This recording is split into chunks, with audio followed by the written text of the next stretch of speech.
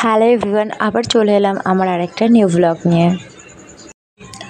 আজ ছিল মানডে আর সে বাড়িতে ছিল, সে বাড়িতে থাকবে মানে তো স্পেশাল কিছু হবেই। তো দুজন চলে গেছিলাম বাজারে। বাজার থেকে যা যা উপকরণ লাগে নিয়ে এসে শুরু হয়ে গেল দাদা বৌদি স্টাইলে বিরিয়ানি বানানোর চেষ্টা। অন্য দিনের মতো আমি আজকেও বসে পড়েছিলাম সমস্ত কিছু রেডি করে দিতে, আর রান্নার দিকটাই সেই সামলাচ্ছিল। তার মধ্যে দিয়ে আমি রাইসটা ভিজাতে দিয়ে দিয়েছিলাম। এর মধ্যে অনেকটাই আমার হাত ছিল, কিন্তু ম্যাক্সিমামটা বিরিয়ানিটা আজকে লিটন বানিয়েছে, কিন্তু আমি পুরো প্রসেস দেখে নিয়েছি। নেক্সট টাইম আমি ভাই অবশ্যই বানাতে পারবো। চলো একটু এন্ট্রো হয়ে যাক। এই যে আমাদের ছোট্ট একটা চুহা। আর দেখো, আমি একটা কথা বলে দেখি যে দোকানের আর বাড়িতে বানানো বিরিয়ানির মধ্যে ফারাকটা কী বলো তো? বাড়িতে আমরা বেরেস্তা বানিয়ে উঠিয়ে রাখি, আর দোকানে বেরেস্তাটা মধ্যে জল দিয়ে অনেক কিছু মিঠা আতর, ঘি, তারপর গোলাপ জল, এরকম অনেক কিছু দিয়ে বেরেস্তাটাকে একটা গ্রেভি মতন করে আলাদা রেখে দেওয়া হয়। আমি দুটো প্রসেসে বিরিয়ানি বানানো দেখিয়েছি।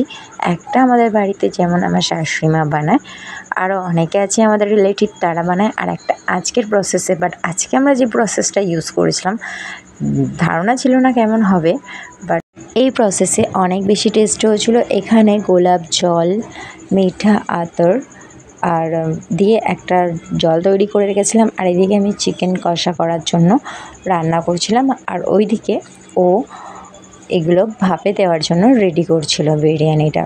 তো দুজন দুদিকে ছিলাম বলে অনেকগুলো ক্লিপ মিস হয়ে গেছে, যার জন্য আজকেও আমি ঠিকমতো রেসিপিটা তোমাদেরকে দেখাতে পারলাম না।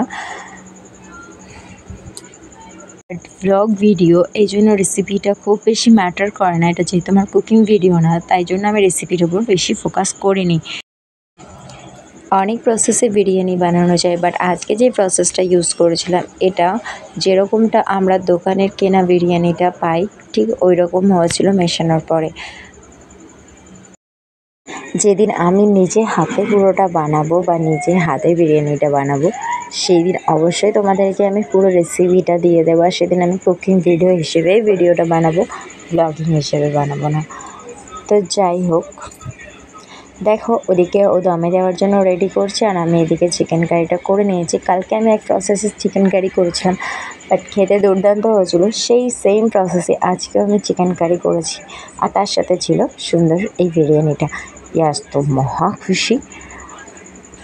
বানানোর আগের থেকে কান্না শুরু হয়ে গেছে। প্রথমে আমি ওকে রাইসের মধ্যে একটু বিরিয়ানির যে গ্রেভিটা বানিয়েছিলাম সেটা দিয়ে, একটা চিকেন দিয়ে বিরিয়ানির মতো করে ওকে একবার খেতে দিয়েছিলাম। তারপর বানানোর পর তো বিশাল খুশি, বাবা বানিয়েছে দেখো, বসে গেছে। আর আগে একটা এলাচ নিয়ে মুখে দিয়ে দিল। হঠাৎ করে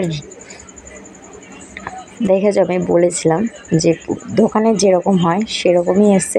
কালার আর লুক দেখে তোমরা বুঝতেই পারছো এটা সেই দোকানের বিরিয়ানির মতনই হয়েছে। দিবাপির মতো করে স্টাইলে করলেও সম্পূর্ণ দিবাপির মতো হয়েছে কিনা নিজেদের প্রশংসা করলাম না, বাট দারুণ হয়েছিল, অনেক বেশি টেস্টি হয়েছিল অন্য দিন বিরিয়ানির থেকে।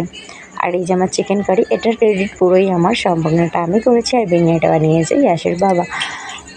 আর এই দেখো, সে রেগে গেছে যে তার চিকেনটা কেন ধুয়ে দেওয়া হয়নি। তারপর তো মহা খুশি, দারুণ বলছে, আর খাওয়া দাওয়া করছে। বাই বাই ফ্রেন্ডস, আবার চলে আসবো নতুন কোনো ভিডিও নিয়ে। ততক্ষণ সবাই ভালো থেকো, সুস্থ থাকো।